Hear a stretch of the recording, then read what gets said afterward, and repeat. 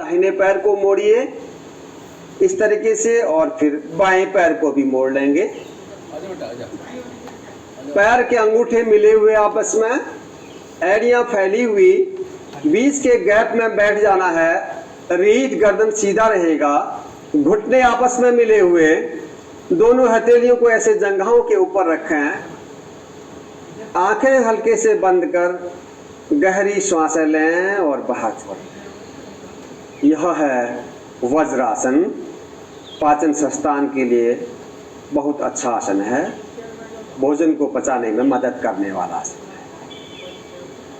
अब तीसरा आसन वज्रासन में ही बैठ करके है, अर्ध उष्ट्रासन। इसके लिए श्वास अंदर भरते हुए घुटनों के बल ऐसे खड़े हो जाएंगे। दोनों हाथों को इस तरीके से रखें कमर में कि उंगलियां नीचे की ओर रहें। श्वास अंदर भरते हुए धीरे से सिर को झुकाएं पीछे और कमर से भी झुक जाएं पीछे। ऊंट की जैसी स्थिति बन जाएगी। यह है अर्ध उष्ट्रासन। अब श्वास को बाहर छोड़कर सामान्य चलने दें। श्वास, कमर गर्दन के खिंचाव को अनुभव करें। श्वास भरते हुए वापस और श्वास बाहर छोड़ते हुए वज्रासन में बैठ जाएंगे। विश्राम। अगला आसन है पूर्ण उष्ट्रासन। फिर से घुटनों के बल खड़े हो जाएं, दोनों हाथों को कमर में, श्वास अंदर भर के झुके पीछे, ऐसे एड़ियों के ऊपर हथेलियां।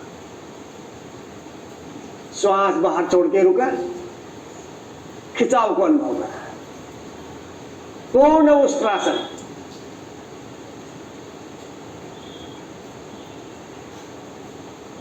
वज्रासन में वापस बैठे। विश्राम। बैठ के किए जाने वाला पांचवा आसन है शशकासन। ऐसे ही वज्रासन में बैठे रहें, दोनों घुटनों में फासला, दोनों हथेलियां नीचे जमीन में रखें। श्वास बाहर छोड़ते हुए दोनों हाथों को पूरा ले जाएं आगे, कोहनियों तक दोनों बाहें जमीन पर, हिप्स एड़ियों को छूते रहें, सामने दृष्टि रहे। सामान्य श्वास लेते रहें, शरीर को ढीला छोड़ दें। श्वास अंदर भरते हुए वापस। इसके बाद अगला आसन है उत्तान मंडूकासन। हम वज्रासन में बैठे हैं, इसी में दोनों पैरों को खोल देंगे। घुटनों में अधिकतम फासला कर लें और पीछे से पंजे मिले हुए, एड़ियां फैली हुई, बीच के गैप में बैठना है। रीढ़ गर्दन सीधा रहे, दोनों हाथों को घुटनों के ऊपर, श्वास अंदर भरते हुए दाहिना हाथ उठाएं ऊपर और दाहिनी हथेली को बाएं कंधे के नीचे पीठ में लगा लें। बाएं हथेली ऊपर उठा करके दाएं कंधे के पीछे पीठ में लगा लें। कोहनियां एकदम ऊपर की ओर रहेंगी। इस स्थिति में रुकें, सामान्य श्वास चलने दें। वापस दोनों हाथ नीचे लेके आए और अंतिम आसन है वक्रासन या मरीच्यासन। दंडासन में बैठ जाएं, दोनों पैर सीधे, इस तरीके से दोनों हथेलियां शरीर से लगी हुई।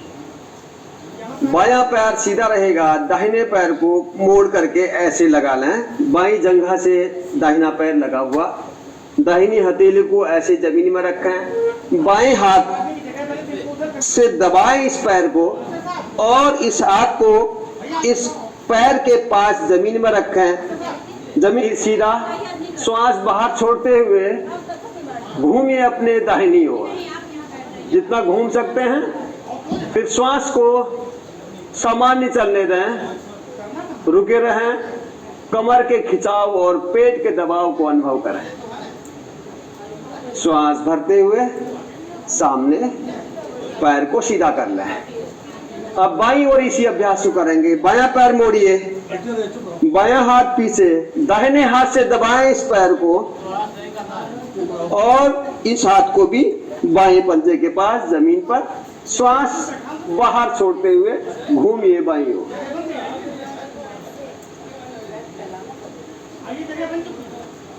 पाचन संस्थान और कमर के लिए भी बहुत अच्छा आसन है यह वक्रासन या मरीच्यासन।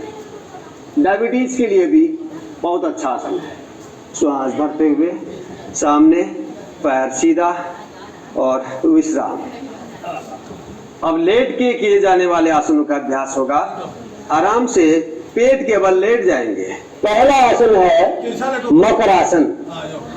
पैरों में 2-3 फीट का फासला, पंजे बाहर की ओर रहेंगे। अब बाईं हथेली को ऐसे रखिए, इसके ऊपर दाहिनी हथेली रखिए, इसके ऊपर अपनी बाईं कनपटी रखिए, आंखें हल्के से बंद, शरीर को ढीला छोड़ दें, पूरे शरीर को विश्राम की स्थिति पर। यह मकरासन विश्राम के लिए बहुत अच्छा आसन है, शरीर को शिथिल करता है। इसके बाद अगला आसन है भुजंगासन। दोनों पैर के पंजे को मिलाए, सीधे पीछे की ओर खिंचाओ, दोनों हाथों को इस तरीके से रखें।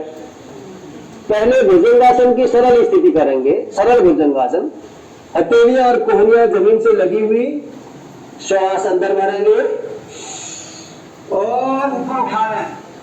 अगला है कोहनियां जमीन पर मिली रहेंगी, ऊपर देखने का प्रयास करें, कमर में हो रही खिंचाव की वजह से हम लोग प्रोटोकॉल को पूरा फॉलो नहीं कर पा रहे हैं, इसलिए हम लोग बैठने की जगह नहीं है तो हम लोग कपालभाति कर रहे हैं। बहुत बढ़िया होगा साहब। श्वास बाहर छोड़ते हुए धीरे से नीचे आए। भगवान को ही दिखा दें। अब भुजंगासन का दूसरा अभ्यास है। कंधों के पास ले आए दोनों हथेलियां, कोहनियां ऊपर उठ जाएंगी। अब हथेलियों में दबाव देते हुए श्वास भरते हुए उठेंगे ऊपर और ऊपर। देखिए कोहनियां मुड़ी हुई है, अभी कुछ अधिक खिंचाव आएगा कमर पर। तो जिन लोगों को अधिक कमर दर्द हो वो केवल पहले वाला अभ्यास करें, सरल भुजंगासन। इस स्थिति में रुकने का प्रयास करें। श्वास बाहर छोड़ते हुए धीरे से नीचे विश्राम मकरासन में। अगला आसन है शलभासन। दोनों पैर पीछे मिले हुए, दोनों हथेलियां शरीर से लगी हुई ऊपर की ओर। शलभ माने टिड्डी, इसमें आकृति टिड्डी की तरह हो जाती है। आप चाहे तो अपनी सुविधा के लिए दोनों हथेलियों को थाइज के नीचे भी रख सकते हैं। श्वास अंदर भरते हुए दोनों पैरों को पीछे की ओर खींचते हुए उठाइए ऊपर, जितना उठा सकते हैं आसानी से, और उठा करके रुक जाए। घुटने सीधे रहे, जंघाएं भी ऊपर उठनी है, घुटने भी ऊपर उठने हैं। पैरों का खिंचाव पीछे की ओर, ऐसे रुकने का प्रयास करें। आराम से नीचे और फिर मकरासन में विश्राम। अब धीरे से करवट लेके पीठ के बल लेट जाएंगे। 5 आसन पीठ के बल लेट के होने हैं। पहला आसन है सेतु बंधा आसन। दोनों पैरों को इस तरीके से मोड़ लीजिए। अपनी सुविधा के अनुसार पैरों में थोड़ा फासला कर सकते हैं। अब बाएं हाथ से बायां टखना, दाएं हाथ से दायां टखना पकड़िए। श्वास अंदर भर के ऊपर उठा दे शरीर। सिर और कंधे जमीन में है, दोनों पैर जमीन में है।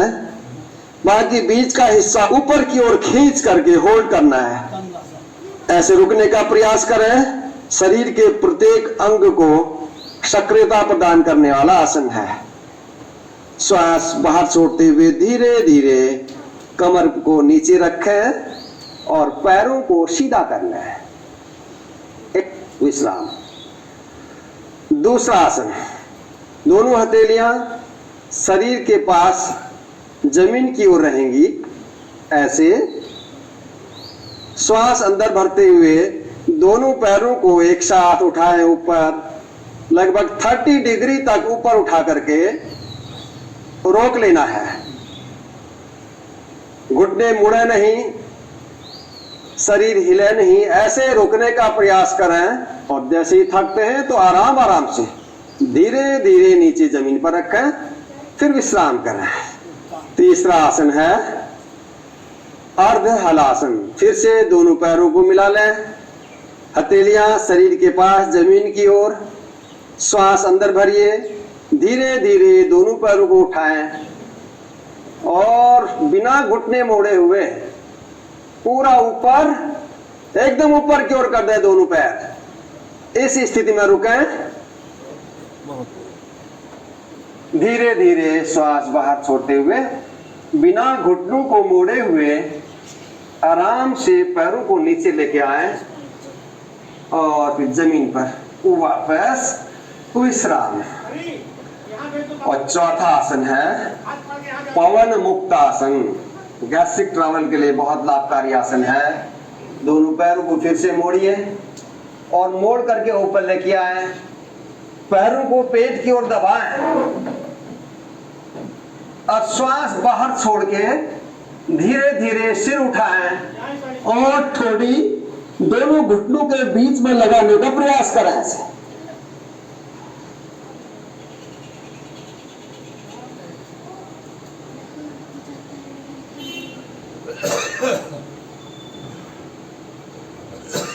श्वास अंदर भरते हुए धीरे धीरे सिर को रखें जमीन पर, पैरों को सीधा करें और अंत में शवासन में विश्राम करेंगे। दोनों पैरों में लगभग 2-2.5 फीट का फासला, दोनों हथेलियां शरीर से थोड़ा सा दूरी पर ऊपर की ओर, उंगलियां थोड़ा मुड़ी हुई और ढीली छोड़ दें। अपना पीठ कंधे अच्छे से जमीन पर लगाएं, सहज स्थिति में ढीले छोड़ें। सिर को सीधा और सहज स्थिति में रखें। आंखें हल्के से बंद करेंगे, एक धीमी गहरी श्वास भरेंगे और धीरे से श्वास को बाहर छोड़ते हुए शरीर को ढीला छोड़ते जाएं।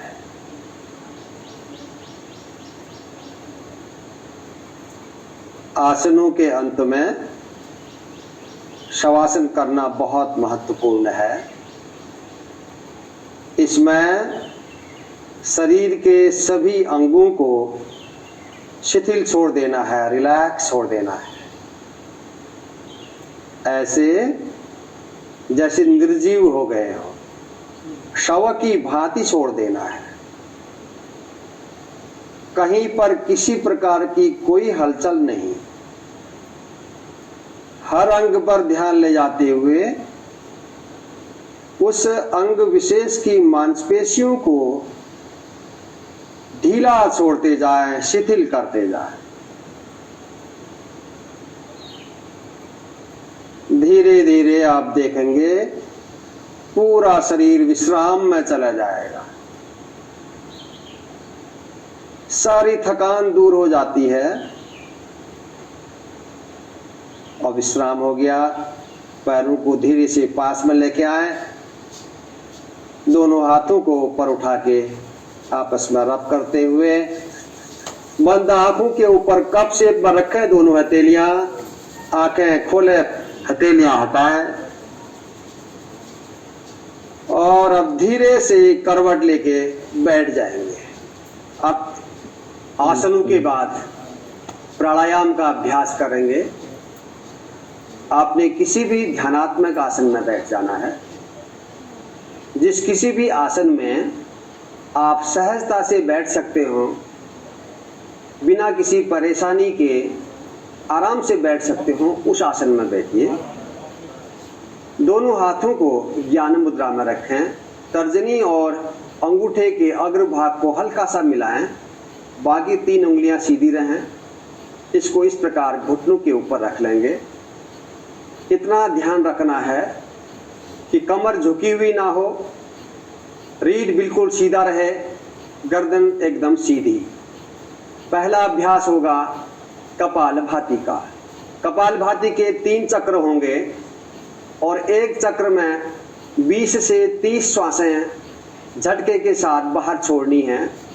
श्वास स्वतः भीतर जाएगा और झटके के साथ श्वास बाहर छोड़ें।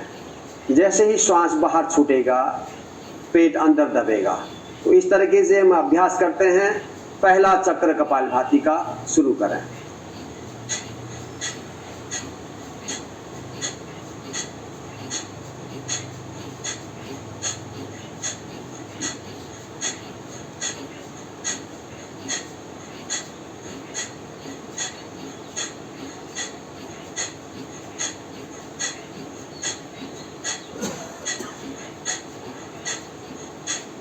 फिर गहरी श्वास लें, धीरे से श्वास को बाहर छोड़ते हुए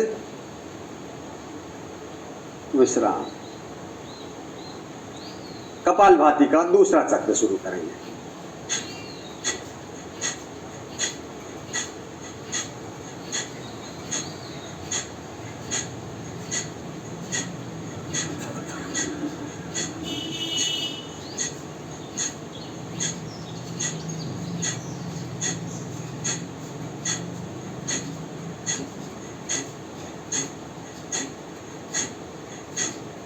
गहरा श्वास,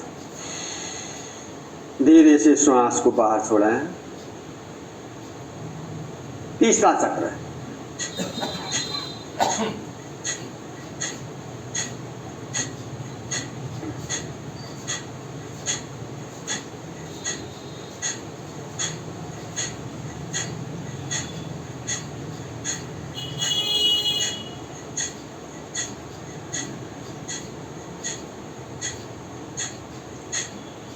गहरा श्वास भरें,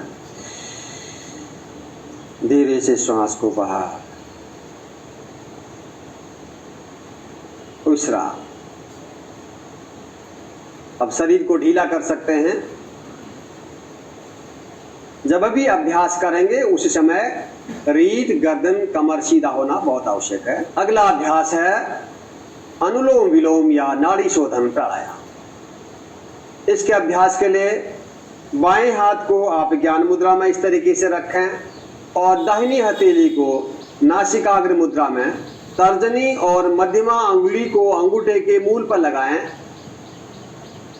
अनामिका और कनिष्ठिका सीधी रहेंगी। बाई नासिका से धीरे धीरे श्वास भीतर भरना है और उसी गति से दाहिनी नासिका से बहुत धीरे धीरे श्वास को बाहर फेंकना है। फिर दाहिनी नासिका से धीरे से श्वास अंदर भरेंगे, बाई नासिका से धीरे से श्वास बाहर छूटेगा। यह एक चक्र होगा। ऐसे हमने 5 चक्र करने हैं। शुरू करते हैं अनुलोम विलोम प्राणायाम। आरंभिक अभ्यासियों के लिए श्वास प्रश्वास की गति बराबर होनी चाहिए। धीरे धीरे श्वास प्रश्वास की क्रिया को क्रमशः 1:2 कर देना चाहिए। श्वसन क्रिया मंद, समान एवं नियंत्रित होनी चाहिए। इसमें किसी प्रकार का दबाव या अवरोध नहीं होना चाहिए। इस प्राणायाम का मुख्य उद्देश्य शरीर में ऊर्जा वहन करने वाले मुख्य स्रोतों का शुद्धिकरण करना है। अतः यह अभ्यास पूरे शरीर का पोषण करता है, मन में निश्चलता लाता है और शांति प्रदान करता है। साथ ही एकाग्रता बढ़ाने में भी सहायक होता है, जीवन शक्ति बढ़ाता है, तनाव और चिंता के स्तर को कम करता है, कफ विकारों को भी कम करता है। करें। अगला प्राणायाम है शीतली प्राणायाम। गर्मी अधिक हो रही हो, ब्लड प्रेशर हाई हुआ हो, मन विचलित हो रहा हो, अशांत मन हो रहा हो, तो इसके लिए बहुत लाभकारी अभ्यास होता है शीतली प्राणायाम। दोनों हाथों को ऐसे ज्ञान मुद्रा में रखें। होठों के बीच में जिह्वा को नाली नुमा बनाकर रखेंगे और मुंह से गहरा श्वास अंदर भरेंगे। अंदर श्वास भर जाए तो होंठ बंद कर लेने हैं और फिर नासिका से धीरे धीरे श्वास को बाहर छोड़ना है।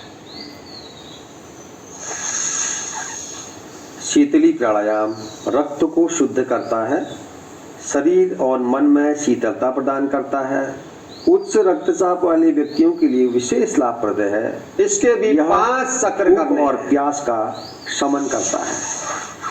यह अपच और पित्त के कारण होने वाले अपच और अन्य व्याधियों को दूर करता है, पुरानी से पुरानी बदहजमी और तिल्ली रोग से छुटकारा दिलाता है और त्वचा और नेत्रों के लिए भी बहुत लाभकारी होता है।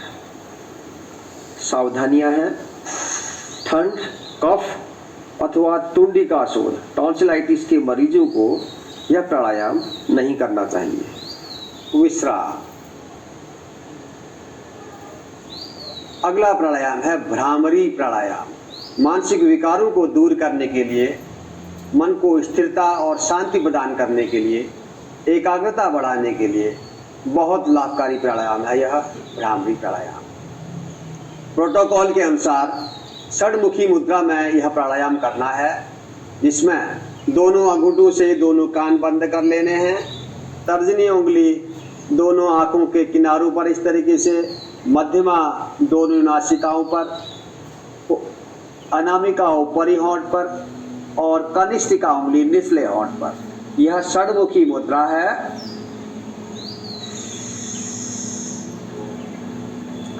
भ्रामरी प्राणायाम का अभ्यास तनाव से मुक्त करता है, चिंता, क्रोध एवं अति सक्रियता को घटाता है।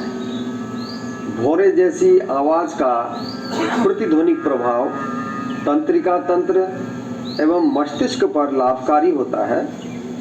यह महत्वपूर्ण शांतिकारक अभ्यास है जो तनाव संबंधी विकारों को दूर करने में लाभकारी होता है। यह एकाग्रता पर ध्यान की आरंभिक अवस्था में उपयोगी है।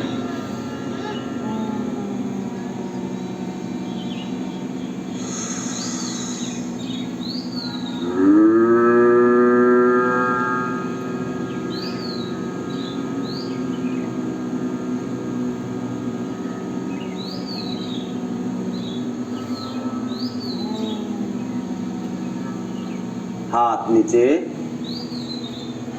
आंखें बंद रखेंगे। प्राणायाम के अंत में ध्यान का अभ्यास। दोनों हाथों को ध्यान मुद्रा, चिन्ह मुद्रा, ज्ञान मुद्रा किसी भी मुद्रा में रख सकते हैं। रीढ़ सीधा रहे, कमर गर्दन सीधी हो, शरीर को सहज स्थिति में रखना है।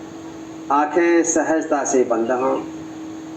शरीर के किसी भी अंग में किसी प्रकार का तनाव खिंचाव ना रहे। शिथिल करें, सहज करें।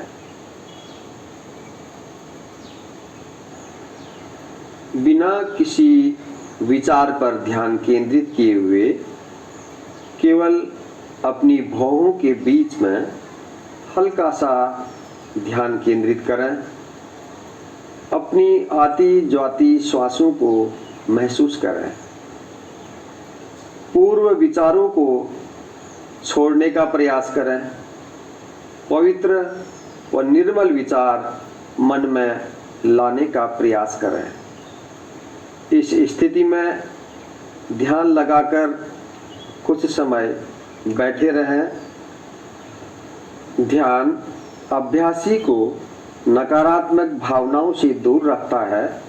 भय, क्रोध, अवसाद, चिंता दूर करता है और सकारात्मक भावनाएं विकसित करने में सहायता करता है। मस्तिष्क को शांत और निश्चल रखता है। एकाग्रता, स्मृति, विचार की स्पष्टता और मनोबल को बढ़ाता है। पूरे शरीर और मस्तिष्क को पर्याप्त आराम देते हुए तरोताजा करता है। ध्यान आत्म अनुभूति की ओर ले जाता है। धीरे से आंखें खोलें। इसके बाद हम सब मिलकर के संकल्प लेंगे मैं संकल्प लेता हूँ कि सर्वदा अपनी सोच में संतुलन बनाए रखूंगा। ऐसी मनः स्थिति मेरे उच्चतम आत्मविकास की असीम संभावनाएं प्रदान करती है। मैं अपने कर्तव्य निर्वाह के प्रति, कुटुंब और कार्य के प्रति तथा समाज व समूचे विश्व में स्वास्थ्य और सौहार्द के प्रसार के लिए दृढ़ संकल्पित हूँ। शांति पाठ के साथ समापन करेंगे। ओम सर्वे भवन्तु सुखिनः, सर्वे सन्तु निरामयाः, सर्वे भद्राणि पश्यन्तु, मा कश्चित् दुःखभाग् भवेत्। ओम शांति शांति शांति।